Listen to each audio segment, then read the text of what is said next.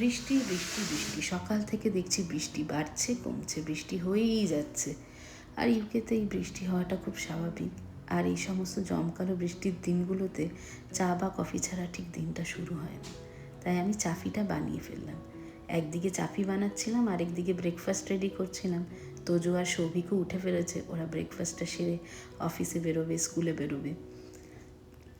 আমিও ওদের ব্রেকফাস্টটা দিয়ে তারপরে ভাবলাম একটু শান্তিতে চাফিটা খাবো আর বৃষ্টিটা দেখব। যদিও আমি খুব একটা বৃষ্টিপ্রেমী নই, তবুও কখনো কখনো তো ভালোই লাগে। আর উইকডেজগুলোতে আমি ব্রেকফাস্টের বেশি ঝামেলা করি না, ওই দুধ কর্নফ্লেক্স আর ফ্রুটস দিয়েই চালিয়ে দিই। আজকেও যথারীতি তাই করেছি, দুধ কর্নফ্লেক্স আর ফ্রুটস দিয়ে ব্রেকফাস্টটা চালিয়ে দিয়েছি। তারপর বেরিয়ে পড়লাম তোজোকে স্কুলে দিয়ে আসতে।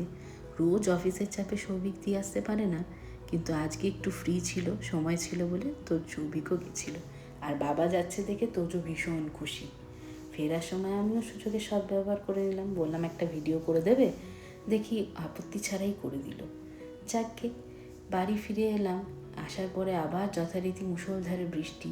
তো আমি ভাবলাম যে যখন একাই আছি, কাজের চাপ নেই, তো একটু ব্যালকনিতে দাঁড়িয়ে বৃষ্টিটা দেখি। ওরে বাবা, সেই অবস্থা আছে! যা ঠান্ডা হাওয়া, 2 মিনিট আমি শান্তিতে দাঁড়াতে পারিনি। এমন হাওয়া দিল, আমি ভাবলাম থাক, অত কায়দা করে লাভ নেই, যাই বৃষ্টির দিনে দুপুরে খিচুড়ি লাঞ্চটা বানিয়ে ফেলি। তো আমি আজকে বৃষ্টি হচ্ছে বলে দুপুরে খিচুড়ি আর সঙ্গে একটু ডিমের অমলেট লাঞ্চে বানিয়েছিলাম। তারপর রেডি ঠেডি হয়ে একবারে লাঞ্চ করতে বসে পড়লাম।